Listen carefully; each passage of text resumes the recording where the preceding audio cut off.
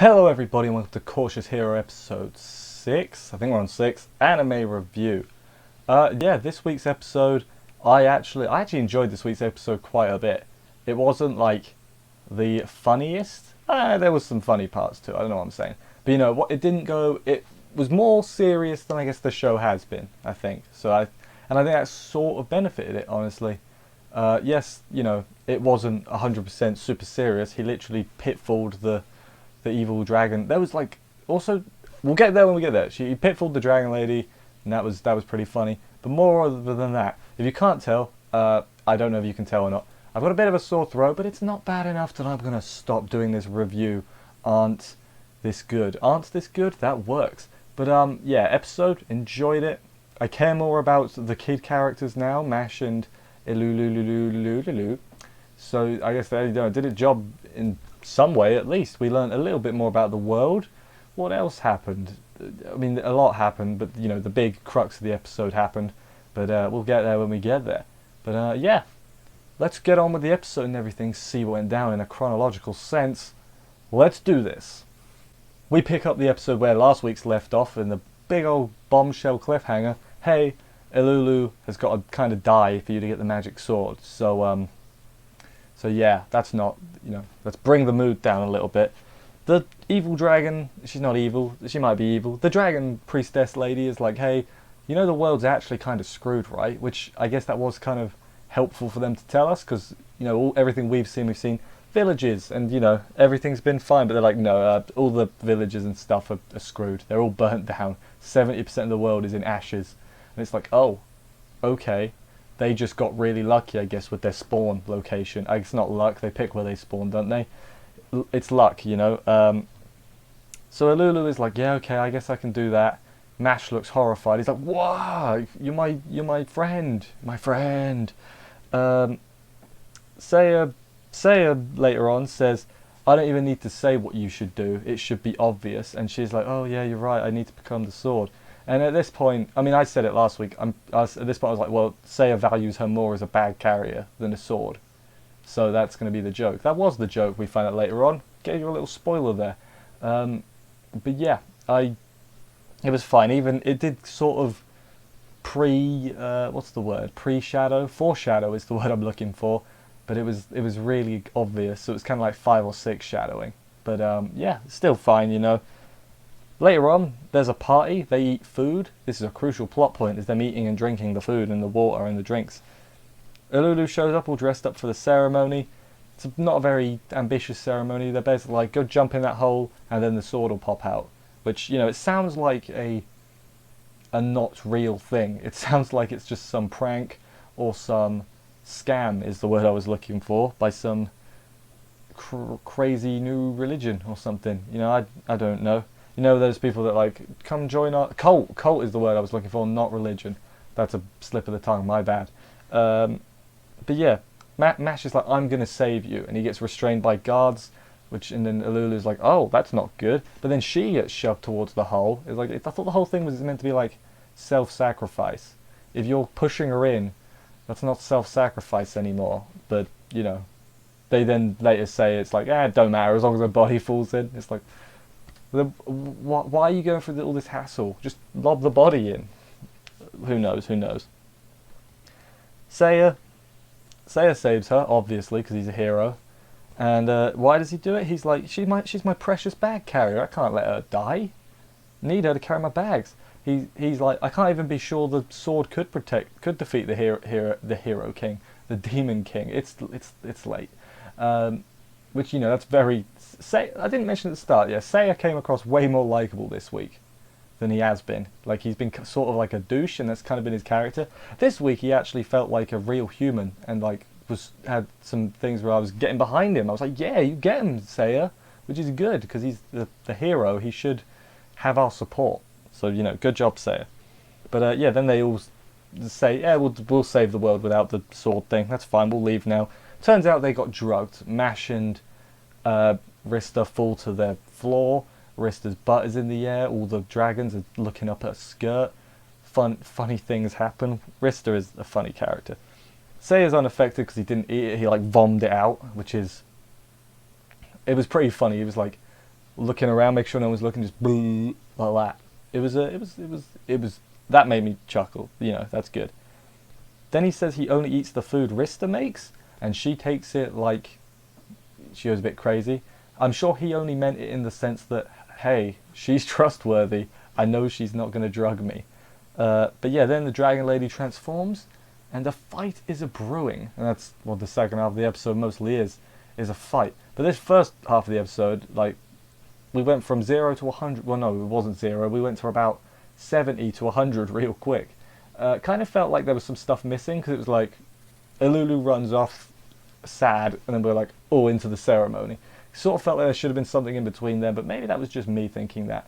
But overall, really enjoyed it. So yeah, good job.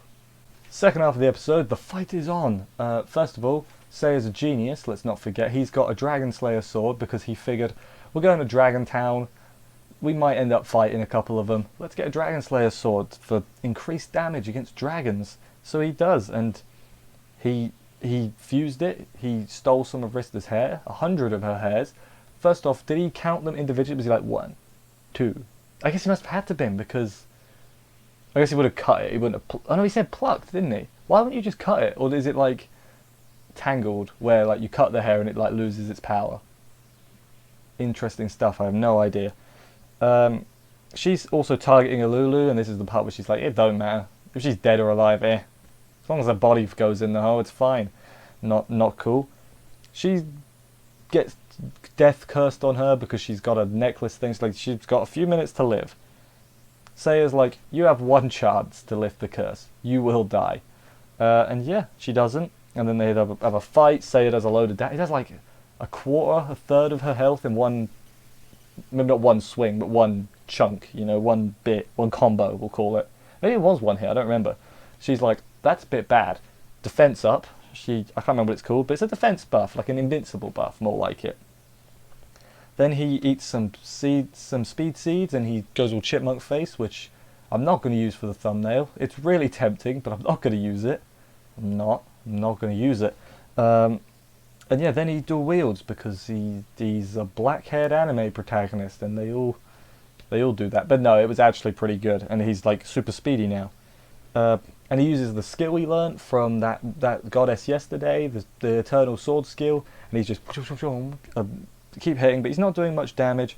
But what he has been doing while he's been hitting her, he's been pushing her back, and she didn't realise because she's an idiot. So she's like on the cliff near the hole, and she calls his precious bag carrier scum, and that's not cool. She's not scum. She's a person, a dragon person.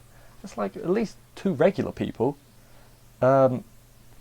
Seiya at some point, Seiya knocked her in, and her wings were already broken, so she falls and dies. Rip, Dragon Lady. Also, I didn't mention it earlier, and I'm gonna say it now.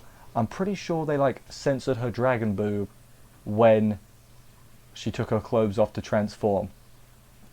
There was like the white lights. I think that's what they were doing, and that's not a vision I need. I'm not one of them scalies. Is it scalies? Is that the correct term? I'm not one of them, so I can't. If you are, fair enough, but I'm not. I'm staying away from that. Everything went according to Seiya's plan. He predicted she used the invincible buff, so he took out her wings beforehand. He planned this whole thing out, basically. It was because he's perfectly prepared, as he says. Seiya convinces the other dragon people it's a win-win. He's like, hey, I got the sword. Oh yeah, the sword came down, by the way. He got the sword anyway, despite the fact it wouldn't really be how it worked, because I thought they said they needed people. I guess they sort of... It didn't work properly. We'll get to that later on. But he got the sword. Later on, they leave. The kids are being all blushy and cute, and it's like, oh, okay. They're going to have the regular fantasy adventure, and these, Seiya and Rista, are going to have the parody adventure. They're going to be sort of type thing. Yeah, Rista confronts Seiya about the hair thing, and they have a little bit of banter about that. Also, she figured out that the sword's not really the what the hell's it called? Izagion?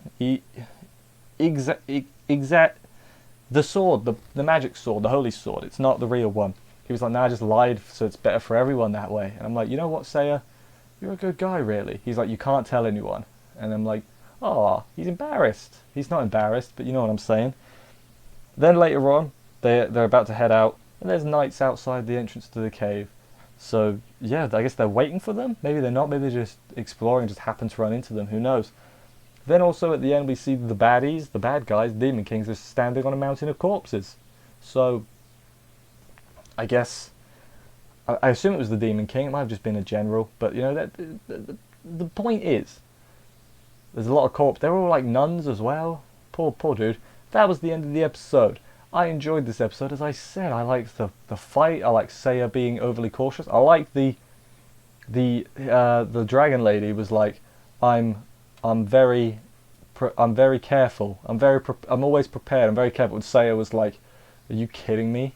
You're not prepared at all. Like, she thought she was being cautious, but actually Seiya is.